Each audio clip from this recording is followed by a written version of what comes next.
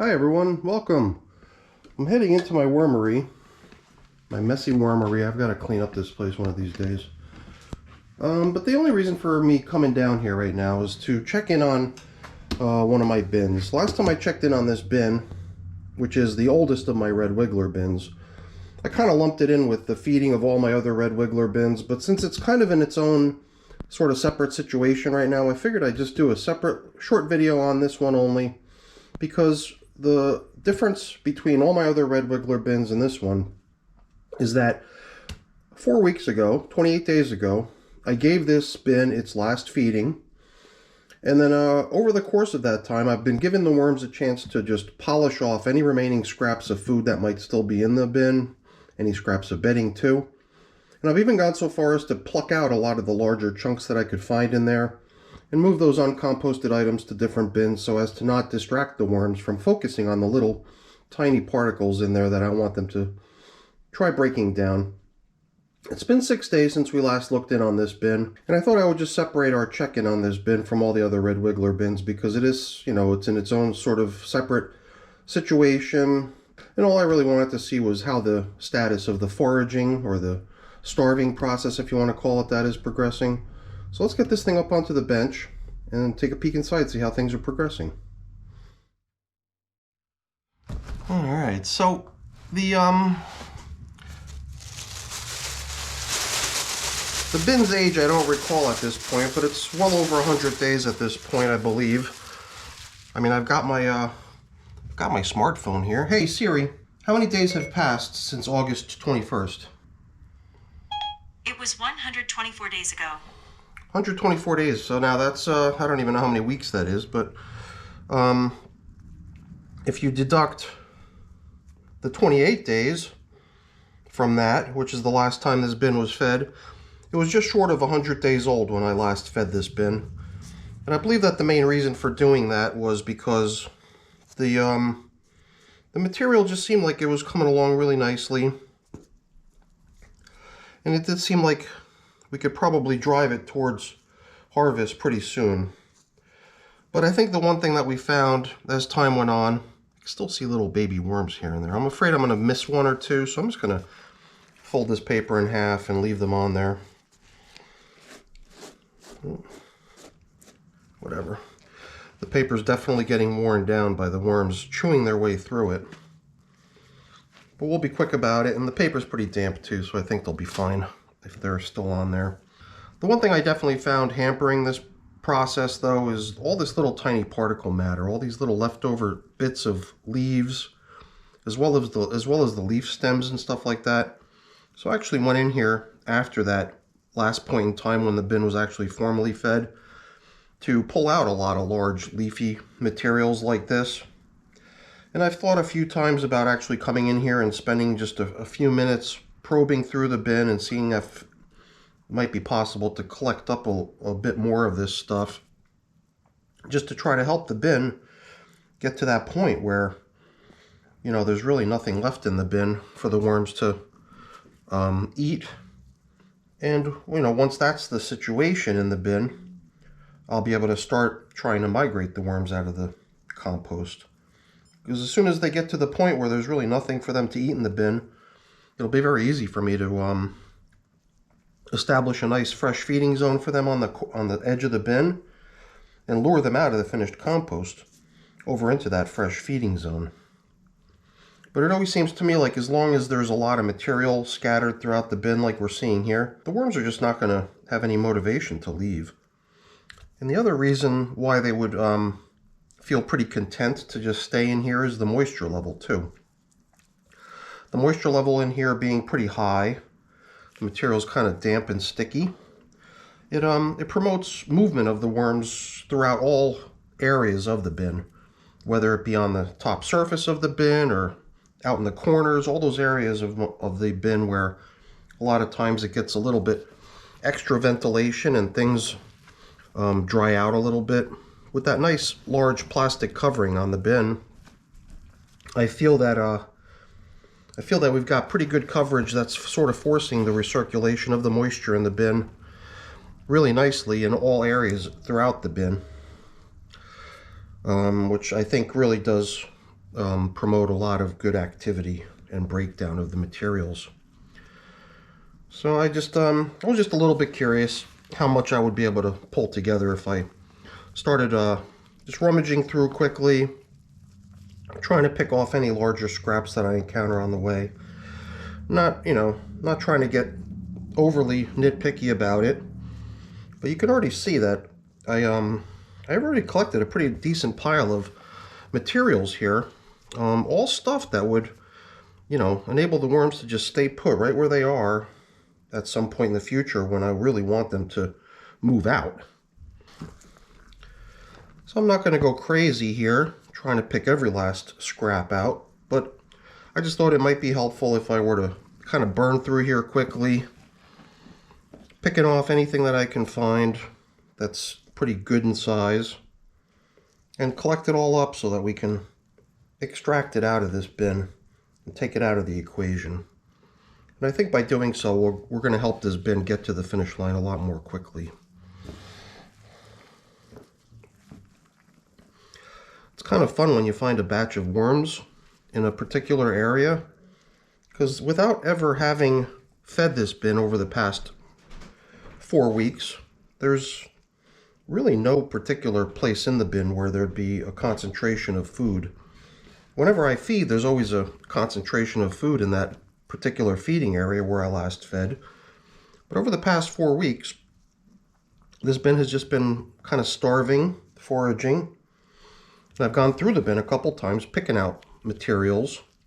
So the materials have been stirred around pretty good, which would lead me to think that there's probably no one area in the bin where there's a high concentration of any food materials. But once in a while I do stumble on a pretty good sized leaf. And as a matter of fact, it looks like there's a couple leaves kind of stuck together here, which in itself would almost constitute a little bit of a feeding area.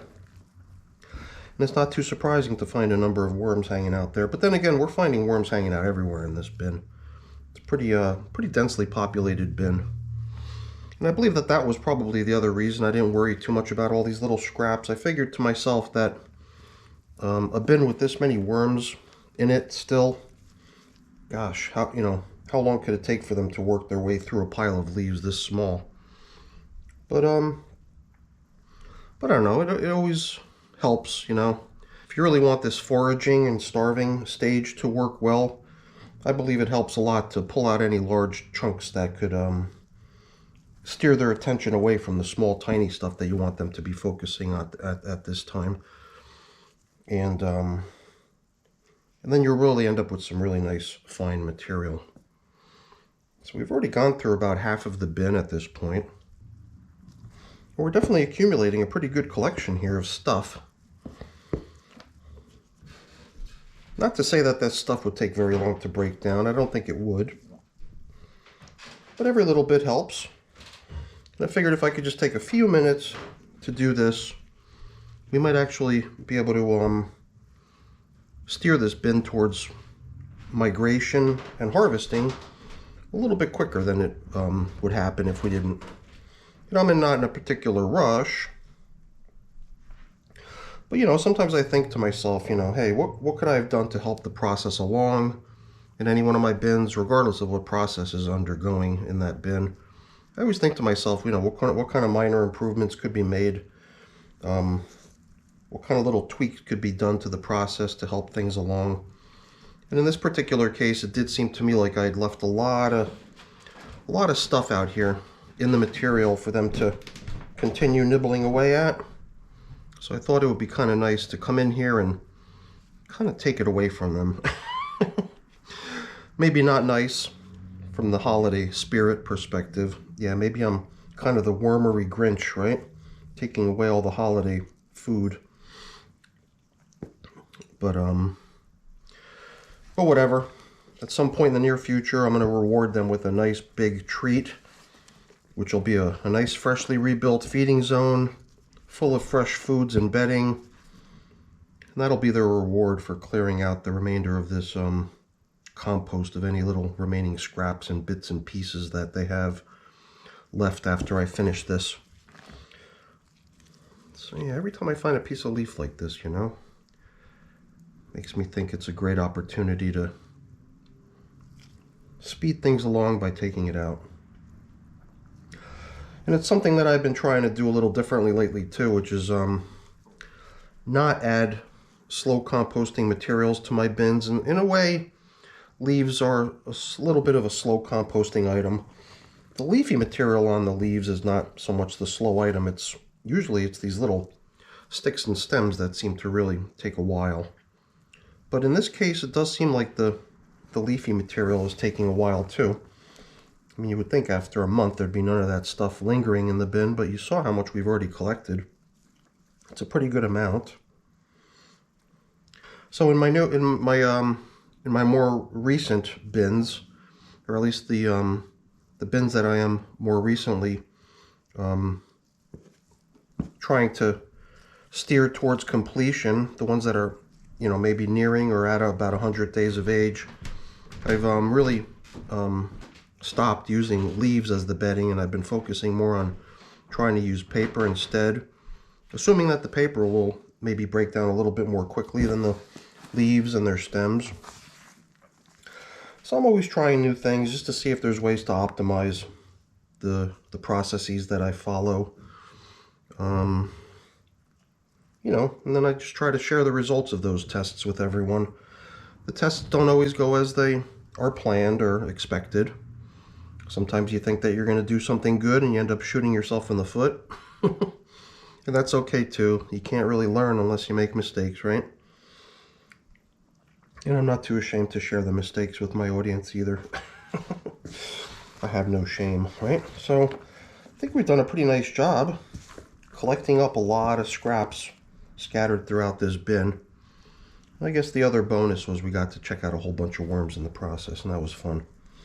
So I'm going to take all this stuff and pull it out and drop it into a different worm bin over there behind me, one of the younger bins in which there's plenty of time for this material to all get broken down. And I guess we'll give this, you know, another week or so. On this go around, we only gave it 6 days between check-ins. I think the previous interval was 8 days. So on an average, we're checking in on this bin on about a weekly basis. But now that we've sort of stacked the deck in our favor, I'm kind of hoping that the point at which we can really determine this bin to be ready for horizontal migration will be upon us. And that'll be the point where we kind of probe through the material one more time and we don't find a lot of this scraps. We, you know, we find pretty much a bin full of nothing more than worms and their castings. And these castings really look nice. The moisture level's kind of nice, maybe a little high, you know, it's a little sticky, it's adhering to my glove.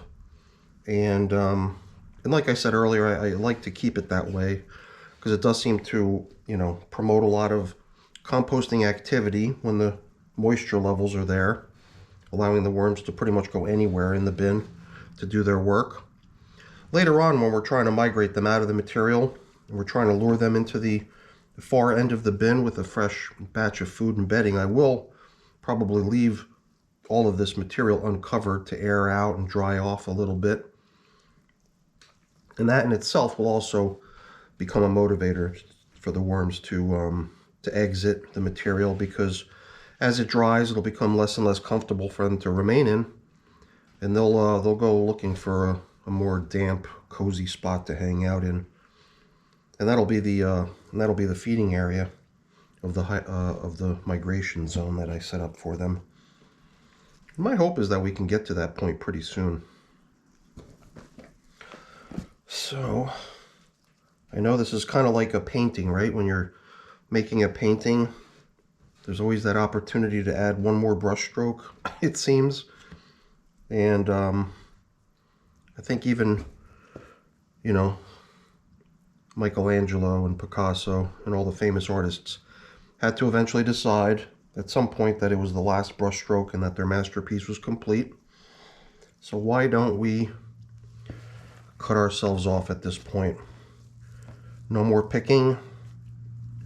Maybe one more pick. It's kind of hard to stop because it is kind of fun. But I'm going to go ahead and grab this stuff, drop it into one of the bins behind me, one of the active bins that we've got going still. I believe there was still a little bit left here. Let's grab this too. This is actually going into the bin that I consider to be my most populous bin right now. It's my second to youngest bin. Since there's so many worms in that container, I think they're just going to make mincemeat out of this little pile of scraps in no time.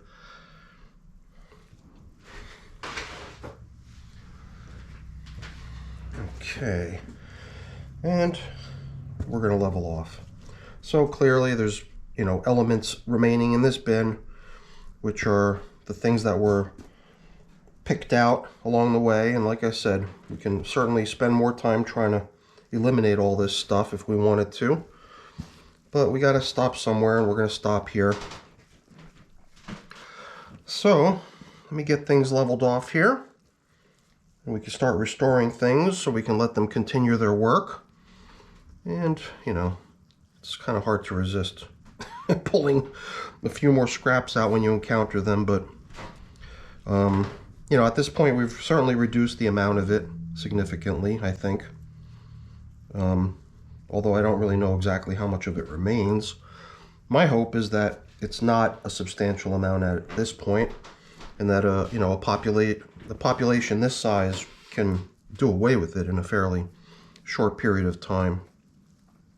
So I think we'll check back in another, who knows, 6-7 days, maybe another week's time or so, just to see how they're doing.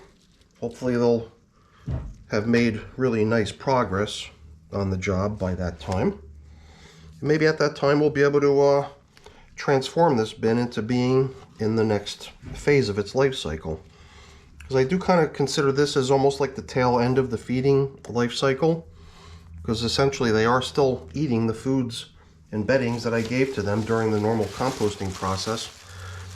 But it is almost like a separate phase in itself, which, has to be handled a little bit differently, managed a little bit differently. So, whatever. It all comes out in the wash. Speaking of that, I'm gonna have to wash up a little bit here. I've got all kinds of gooey, sticky stuff, which you don't really get when the bin has the right moisture level. I believe the right moisture level is such that the material all just crumbles right off of you, doesn't stick to your hands or your gloves. But this stuff is a little bit more damp than it needs to be, so I'm gonna have to get myself washed up and cleaned up and put all this stuff away. But I'm not going to keep you around for that, because that's boring. Let me just really quickly say, before shutting off the camera, thank you. Thank you for watching. Hopefully you enjoyed the video. If you did, please remember to give me a thumbs up. That's always really appreciated. And if you haven't done so already, also consider subscribing to the channel too. That's really appreciated as well. All right, everyone. Have a great day. Thanks for watching. Bye-bye.